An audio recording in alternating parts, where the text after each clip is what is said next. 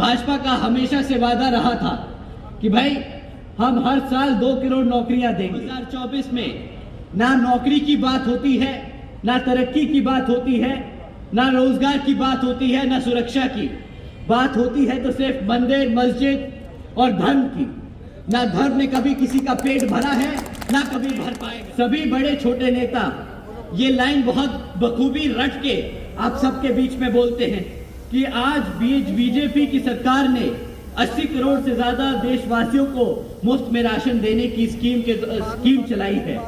परंतु कि भाई 80 करोड़ लोगों को अगर आपकी खाने की स्कीम में, आपके खाने राशन की स्कीम पे डिपेंड होना पड़ रहा है, तो मतलब आज आधे से ज्यादा देश गरीबी रेखा के नीचे। बात की वो डेवलप्ड इकोनॉमी की बात करते हैं, किस मुंह से बोलते हैं कि ये इंडिया आगे बढ़ रहा है, किस मुंह से बोलते हैं कि इंडिया को $5 ट्रिलियन की इकोनॉमी बनाने वाले लोकसभा चुनाव में इनको वही कटोरा थमा के वापस भेज दीजिएगा। गुजरात का मॉडल, तो इस भारत को गुजरात का मॉडल नहीं चाहिए। क्या था कि काला धन वापस लेके आएंगे। कौन सा काला धन वापस आया? काले धन के नाम पे उन्होंने कितने ही बंदी करी। अब आप लोगों के पास, सबके पास डेटा है आरबीआई का कि भाई सारा काला धन तो दूर की बात, सारा कैश वापस आ गया, सारा कैश वापस सिस्टम में आके वापस चला भी गया। तो कौन सा काला धन इस केंद्र की सरकार ने रोक के दिखाया? के आड़ में इन्होंने जो हमारे गरीब भाइयों की कमर तोड़ दी, उसका जवाब अब आने वाले लोकसभा चुनाव में आप सबको इनके हाथ में कटोरा थमा के देने का काम करना। बोला जाता है बुलडोजर की सरकार, क्योंकि उन्होंने गरीब लोगों के घर तोड़ने का काम किया। ये कोई गर्व की बात नहीं, ये कोई गर्व की बात नहीं। अगर यही इन्होंने बुलडोजर चलाए होते गुंडे और माफियाओं के अवैध धंधों पर, तो हम बिल्कुल बेशक उनके साथ खड़े होकर बोलते कि हाँ जी बहुत बहुत। सरकार ने अपने ऊपर 152 लाख करोड़ का कर्जा ले लिया है। 152 लाख करोड़ का कर्जा जो यहाँ के देशवासियों को देना पड़ेगा, हमारे भारतीय लोगों को देना पड़ेगा अपनी मेहनत की कमाई से। ये 152 लाख करोड़ का हिसाब अब इनसे हमें मांगना होगा कि इन्होंने ये 152 लाख करोड़ रुपए खर्चे तो ना हमारे युवा साथियों के पास रोजगार है, ना हमारी बहन बेटियों के पास सुरक्षा है, और ना ही हमारे यहाँ पे कोई नए स्कूल्स और कोई हेल्थ केयर के लिए हॉस्पिटल्स बनाए गए।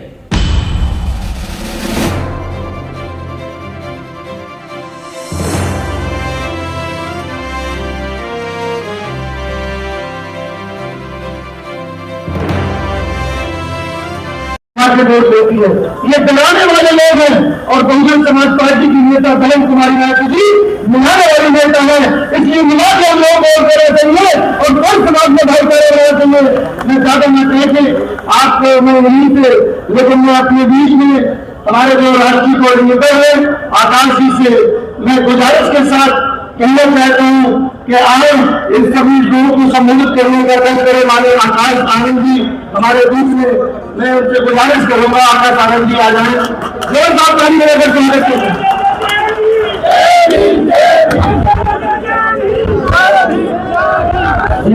साथियों, जो आज अपना कीमती समय निकालकर हम सबको सुनने आए, तो आप सभी को मैं तहे दिल से धन्यवाद और शुक्रिया अदा करता हूं। साथियों, आज अपनी बात रखने से पहले मैं अपने सभी संतों, गुरुओं व महापुरुषों को, जिसमें खासकर महात्मा ज्योतिबा फूले, छत्रपति शाहूजी महाराज, नारायणा गुरु, पेरियार रामास्वामी जी, बाबा साहब डॉक्टर भीमराव अंबेडकर जी एवं माननीय साहब श्री काशीराम जी को नमन करता हूं। साथियों, इस लोकसभा चुनाव के संबंध में अपनी बात रखने से पहले मैं बहुजन समाज पार्टी की राष्ट्रीय अध्यक्ष व उत्तर प्रदेश की 4 बार मुख्यमंत्री रही एवं पूर्व सांसद आदरणीय बहन जी के नाम से लोकप्रिय बहन कुमारी मायावती जी का पूरे तहे दिल से स्वागत व आभार प्रकट करता हूं, जिन्होंने अपना पूरा जीवन बामसेफ DS4 व BSP के जन्मदाता एवं संस्थापक श्री मान्यवर साहब श्री काशीराम जी के बताए हुए रास्ते पर चलकर परम पूज्य बाबा साहब डॉक्टर भीमराव अंबेडकर जी के मानवतावादी व आत्मसम्मान एवं स्वाभिमान के मूवमेंट के कारवां को अपने आजीवन त्याग, तपस्या व कड़े संघर्ष के जरिए नई राजनीतिक ऊर्जा, शक्ति व पहचान दी है तथा उत्तर प्रदेश जैसे विशाल व महत्वपूर्ण राज्य में 4 बार अपनी बीएसपी पार्टी के नेतृत्व में सरकार बनाकर खासकर यहाँ बहुजन समाज के लिए ऐसी मिसाल बन गई है जिससे प्रेरणा लेकर करोड़ों लोग यहाँ सामाजिक परिवर्तन व आर्थिक तरक्की के मिशनरी कार्य में जुड़े हुए हैं। इतना ही नहीं बल्कि मैं खुद भी उनके इस नेतृत्व से प्रभावित होकर बीएसपी मूवमेंट से जुड़ा हूँ और उनके पद चिन्हों पर चलकर उस मिशनरी दायित्व, कर्तव्य व फर्ज को पूरा करना चाहता हूँ जिसके लिए बहुजन समाज के मसीहा परम पूज्य बाबा साहब डॉक्टर भीमराव अंबेडकर जी आजीवन तरह संघर्ष करते रहे। साथियों, आज मैं अपनी बात अपनी कमियों से दूर करना चाहूँगा। हमारे यहाँ विपक्षी पार्टियों ने हमारे कैडर, हमारे वर्कर, हमारे कार्यकर्ताओं के बीच में एक बहुत गंदा, एक बहुत नीच तरीके का एजेंडा फैलाने की कोशिश की है। हमारे लोगों को भ्रमित करने की कोशिश की है, डिमोरलाइज करने की कोशिश की है। वो बोलते हैं कि भाई हाथी पिछले कुछ सालों से आगे बढ़ नहीं पा रहा है क्योंकि वो किताबों के बोझ में दबा है। परंतु साथियों, ये सरासर झूठ है और ये अभी रिसेंटली इलेक्टोरल बॉन्ड्स के बारे में जो खबर आई है उससे साबित होता है। आप लोग सब इलेक्टोरल बॉन्ड्स के बारे में जानते हैं साथियों, जानते हैं कि नहीं जानते? तो आप लोग ये भी जानते होंगे कि पिछले 6 सालों में इन इलेक्टोरल बॉन्ड्स के द्वारा 25 राजनीतिक दलों को 16,500 करोड़ रुपए मिले हैं। जानते हैं ना साथियों?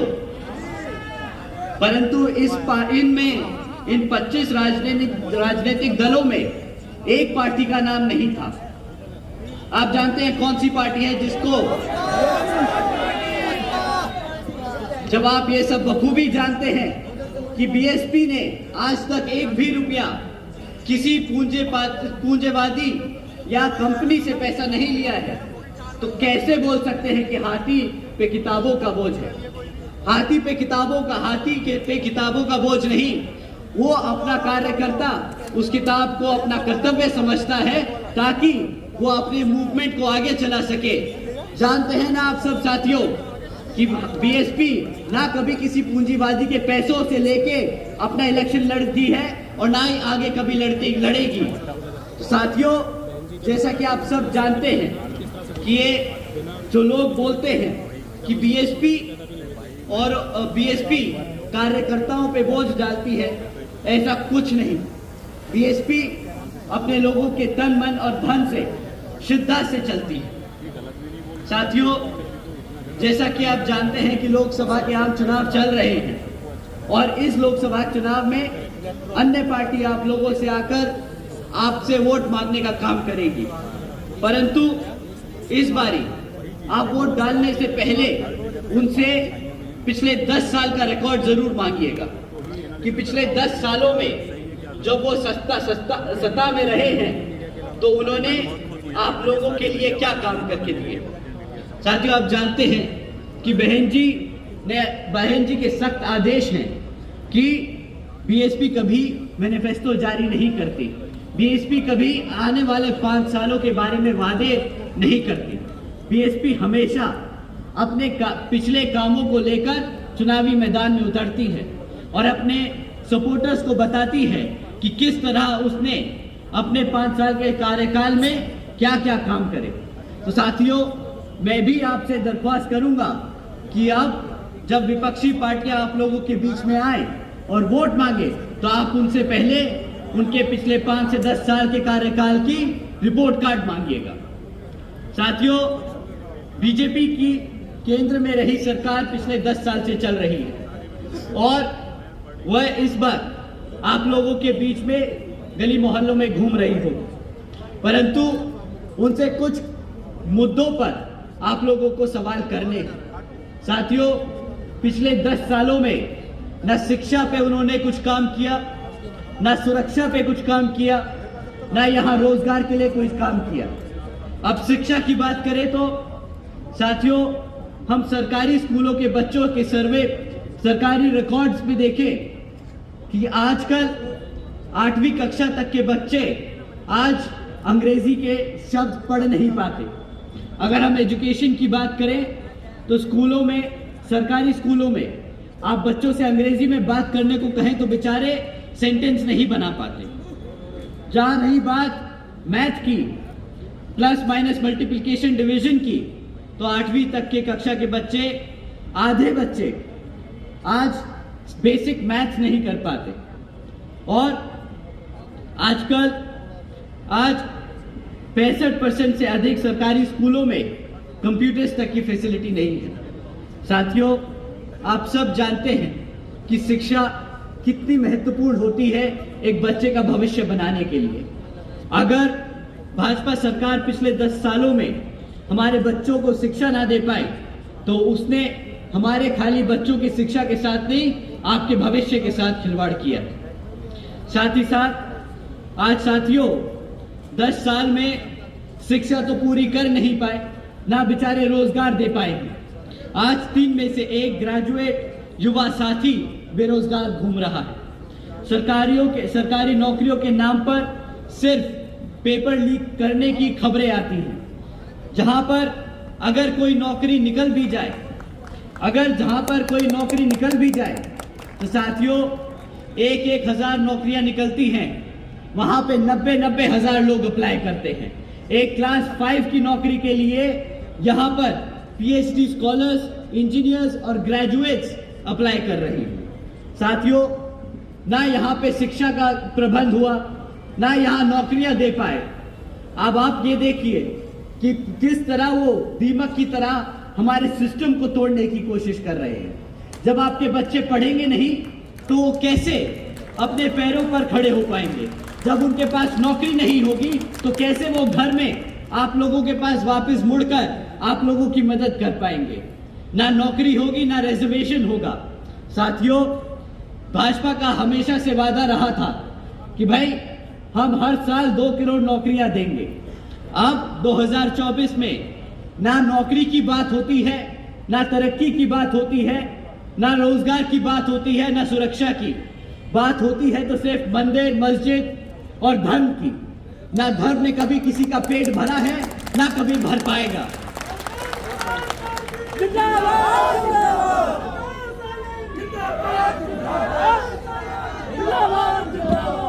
साथियों, जब वो रोजगार ना दे पाए तो अब अपनी आवाम को भूखा तो रखेंगे नहीं। तो प्रधानमंत्री जी के साथ साथ भाजपा के सभी बड़े छोटे नेता ये लाइन बहुत बखूबी रट के आप सबके बीच में बोलते हैं कि आज बीजेपी की सरकार ने 80 करोड़ से ज्यादा देशवासियों को मुफ्त में राशन देने की स्कीम चलाई है।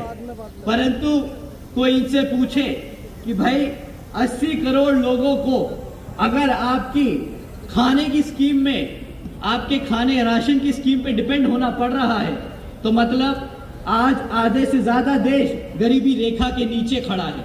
तो किस बात की वो डेवलप्ड इकोनॉमी की बात करते हैं? किस मुंह से बोलते हैं कि ये इंडिया आगे बढ़ रहा है? किस मुंह से बोलते हैं कि इंडिया को $5 ट्रिलियन की इकोनॉमी बनाएंगे? साथियों, सब भिखारी बना दिया, कटोरा हाथ में दे दिया। कोई बात नहीं साथियों, इस बार ही आने वाले लोकसभा चुनाव में इनको वही कटोरा थमा के वापस भेज दीजिएगा।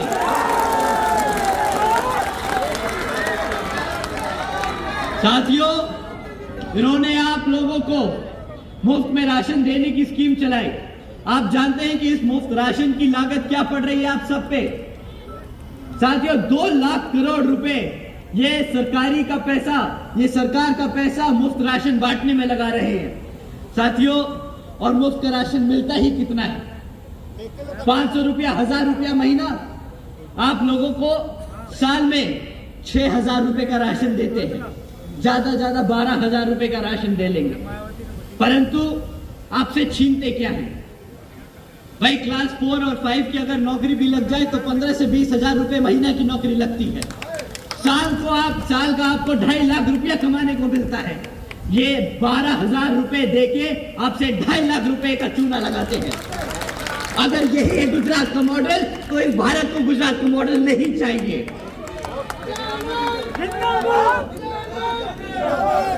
साथियों, 200 किलो रुपए टमाटर, तभी वो मुफ्त में राशन बांट रहे हैं। साथियों, उन्होंने वादा किया था कि काला धन वापस लेके आएंगे। कौन सा काला धन वापस आया? काले धन के नाम पे उन्होंने कितने ही काम किए हो। नोटबंदी करी। अब आप लोगों के पास, सबके पास डेटा है आरबीआई का कि भाई सारा काला धन तो दूर की बात, सारा कैश वापस आ गया, सारा कैश वापस सिस्टम में आ गया, वापस चला भी गया। तो कौन सा काला धन इस केंद्र की सरकार ने रोक के दिखाया है? परंतु इस नोटबंदी के आड़ में इन्होंने जो हमारे गरीब भाइयों की कमर तोड़ दी, उसका जवाब अब आने वाले लोकसभा चुनाव में आप सबको इनके हाथ में कटोरा थमा के देने का काम करना होगा।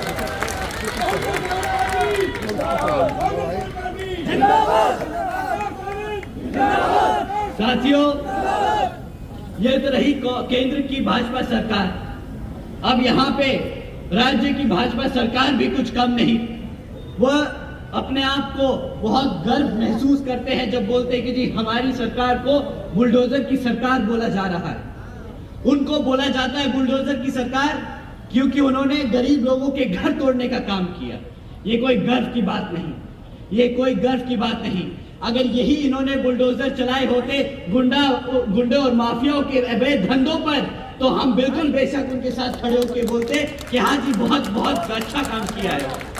परंतु जो आपने गरीब लोगों के घर तोड़े ना, मुख्यमंत्री जी को आने वाले विधानसभा आम चुनाव में इसका भी जवाब देना होगा। साथियों, ये सरकार अपने आप को फाइनेंशियली साउंड बहुत बोलती है कि हम बहुत टाइप की टेक्नोलॉजी ला रहे हैं, हम बहुत ज्यादा डेवलपमेंट कर रहे हैं। क्या कर रहे हो तुम? इनसे अगर हम आपके सामने अगर एक डेटा रखें तो इनसे इनकी फाइनेंशियल प्रूडेंस समझ आती है। साथियों, जब भाजपा की सरकार केंद्र में 2014 में आई थी तो केंद्र सरकार पर 58,60,000 करोड़ का कर्जा था। आज 10 साल बाद 2014 में इस भारत सरकार ने अपने ऊपर 152 लाख करोड़ का कर्जा ले लिया है। 152 लाख करोड़ का कर्जा जो यहाँ के देशवासियों को देना पड़ेगा, हमारे भारतीय लोगों को देना पड़ेगा अपनी मेहनत की कमाई से। साथियों, ये 152 लाख करोड़ का हिसाब अब इनसे हमें मांगना होगा कि इन्होंने ये 152 लाख करोड़ रुपए खर्चे तो कहाँ खर्चे, क्योंकि ना हमारे युवा साथियों के पास रोजगार है, ना हमारी बहन बेटियों के पास सुरक्षा है, और ना ही हमारे यहाँ पे कोई नए स्कूल्स और कोई हेल्थ केयर के लिए हॉस्पिटल्स बनाए गए। साथियों, यह तो रही भाजपा की सरकार की हाल। अभी आपके बीच में लाल टोपी वाले भी आएंगे, वो भी बोलेंगे कि हम आप लोगों के लिए आपके हकों की लड़ाई लड़ेंगे। पर बहुत ही युवा या साथी यहाँ बोले कि भैया हमने इनको मौका दे के देख लिया। ये जब नए नए आए थे टोपी पहन के साइकिल पे घूमे और बोले कि हम युवा नेता हैं, हम यहाँ पे युवा साथियों का बहुत सहयोग करेंगे, उनके लिए रोजगार देंगे। परंतु वो हमें टोपी, वो खुद टोपी पहन के हमें भी पिछले 5 साल में टोपी ही पहनाते रह गए।